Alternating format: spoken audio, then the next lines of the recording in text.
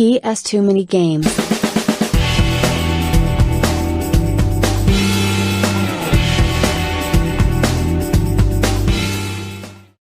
Hello guys, welcome to another episode of CX Roulette Tuesdays. And for those who just noticed, yes, new background. I'll go to it in detail in another episode coming up very shortly. I didn't know if this was coming out first or the Scottish episode, so I've gone into it in quite great detail in the Scottish episode. But yes, new background, very happy. Holds 950 to 980 games. By far the best build. Thank you very much to my brother Aaron, who pretty much did 70% of the work, did about 30% of the work. But very happy. And we're going into much more detail in the Scottish episode, so I just thought I'd throw it out there because I'll get the sense this is probably coming out first. And I don't want to seem like we're out of sorts, so you know what I mean. Anyway, CX Roulette Tuesday. After last week's first failure, I felt a bit bad because we didn't actually really achieve anything last week. So this week, instead of one, we have two. And little spoilers, they're both in the same franchise, a franchise that I haven't actually got a game for yet, and an incredibly popular franchise. I'm actually kind of stunned I haven't found one of these games yet, but it's just been sod's law, I haven't found one. Anyway, you'll see very shortly that what franchise is going to be, and we'll go into detail why it's one of my favourite franchises. But future episodes, obviously I mentioned the Scottish episode, Scottish CX, that's coming up this week. Most definitely this week. Maybe before this, maybe not, but I think it's after this. We'll see. Obviously I mentioned in previous episodes, this week, I think it's probably the weekend, I will be once again game hunting with Dan, road tripping. Cambridge we're definitely going to Cambridge. Might end up in Harlow. Depends how we feel. Obviously I mentioned that before. Future episodes. So, obviously top 10 horror games is coming. 10 underrated games I've got to refilm because I screwed that up. And peripheral episodes, I would rather get it right than do a terrible episode of peripherals because I want to actually film gameplay while you're seeing me either playing it or you're seeing my friends being forced to play it. Got to learn to do that. It doesn't sound horrifically hard, but I've got to record footage on old school television. Not as easy as you think it is. Anyway, enough said. Let's get into it. Let's see what I got. Yeah. Oh dear God. And here we are. So obviously 2 parcels. Actually, no real problems this week. Slight concern about that, but to be honest, I'm being very picky. So let's go through one by one. Wait a second. Let's do this one first because this one's probably going to be a bit easy to get into because the awesome packaging. There it is. Bingo.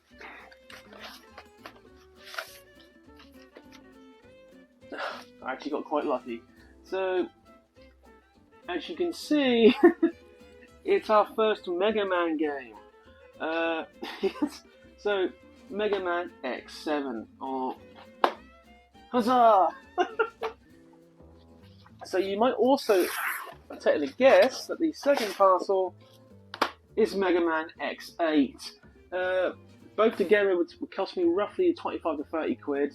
Mega Man X is worth more than Mega Man X7, but my first looks, very pleased. No stickers on the front, which is always a good sign because those CX stickers are a colossal pain in my ass. Why did I choose Mega Man? Well, obviously Mega Man is by far one of the biggest franchises in video gaming. One of Capcom's top 3 along with Street Fighter and Resident Evil. I probably missed a really important one, I'm sorry if I missed one. So many Mega Man games sold across the world. Obviously the original Mega Mans are awesome games, but Mega Man X is by far the best Mega Mans. If that might sound moronic, but let's go with it. Let's do brief history. Obviously Mega Man 1, one of the best Mega Mans ever released, one of the best Super Nintendo's period. And still holds up to this day. I would encourage anyone to play Mega Man 1 on the Super Nintendo, or on obviously Steam, because you can get it on the Steam collection. Mega Man 2 was very good also, not as good as the first one, but holds up strongly. Obviously the first 2 games in Mega Man X1 you can use a Hadouken, the second one you can use a Shoryuken. Mega Man 3 was a bit meh. It was there. You could probably skip Mega Man X3 and not lose too much in the story. Also, Mega Man X3 I think was also on PlayStation. Mega Man X4 once again rose it up. It's probably the second best. Has some of the most legendary voice acting in gaming. It's that good, and by that I mean it's terrible. Obviously gives us the most famous of Mega Man X quotes, what am I fighting for? Ah! No, this isn't happening! There's no reason for me to go on. What? What am I fighting for? Probably gonna splice the hell out of that. That's my favourite quote, apart from the Mega Man cartoon, Super Fighting Robot, Mega Man. Probably gonna splice the hell out of that too. Super Fighting Robot, Mega Man. But after Mega Man X4, it went off a cliff. With the very disappointing Mega Man X5.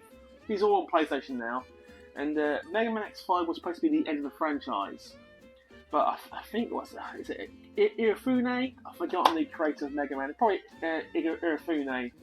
Capcom wanted to continue the franchise, so they made X6 behind the creator's back 1 year later after X5. And X6 is terrible. Just an awful game. I would avoid that one at all costs. So how did the two PlayStation 2 Mega Man X hold up? A bit meh. I've played both. You can play through them once. You're either going to like them or you're going to dislike them. I'm just like, it's just, they just exist. Disappointing, I'll go. The last two Mega Man X games, by the way, that should tell you how good they were. But anyway, let's get back to the actual CX Roulette themselves. Let's go for the first one, Mega Man X7. Case is in very good condition, very happy with that. Let's just open it. Manual, that's a win. Seems very good, and okay, so I don't know if you can see that, but on this side specifically, there is a long, finished, scratch. Is that going to be a major issue? Probably not. So I'm most likely going to keep this because the manual, the condition of the box and such. Let's just go for the manual quickly. Yeah, still fantastic condition, the manual. Artwork's fantastic. So I'd probably rate Mega Man X7 as a. I'm going to push it with a good. Good. So it's not a mild win. It's a reasonably good win because apart from that one scratch, the disc is in reasonably good condition. So I'll keep that one. To the more expensive two Mega Man X8, the case is a little more. I won't say gungy. It was a little more case is scratch, but you can always change cases, so that's not an issue. On the inside, once again, manual seems to be in very good condition. Let's just slide that out there. Very concerned about the security tag here. Yeah, Mega Man manual seems to be in good condition, but obviously the most important part of the actual disc itself, and that is immaculate. That is literally immaculate. Yeah, that is at least an excellent.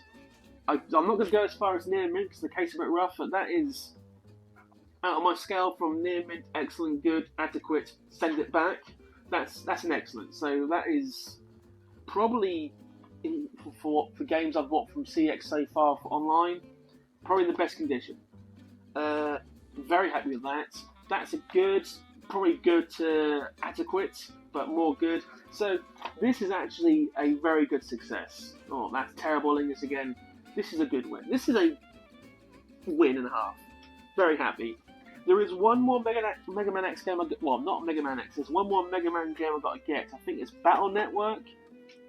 Might see it like that in the future, but I'm not going to do it anytime soon because I want to keep it different. But very happy. Let's go back to the games room. Missed me again, number one, son. But I won't miss this time. Oh no! He's gonna blast President Lincoln!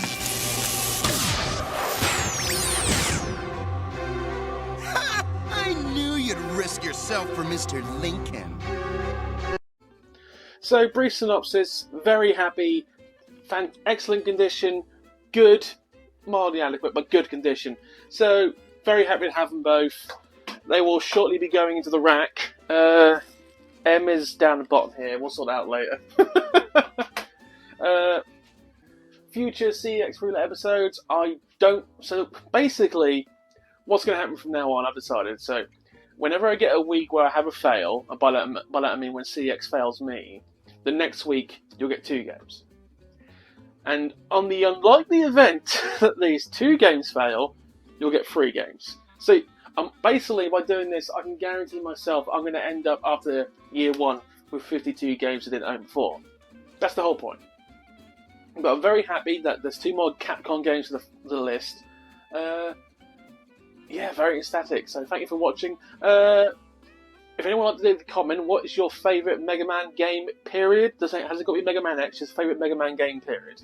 Between the original Mega Man, Mega Man X, Mega Man Battle Network, and all the other Mega Mans, because there's a lot of them. Which one holds up to this day, and which one's your favourite? Obviously, what's it, the PS1 and N64 3D Mega Man. Amazing and terrible at the same time.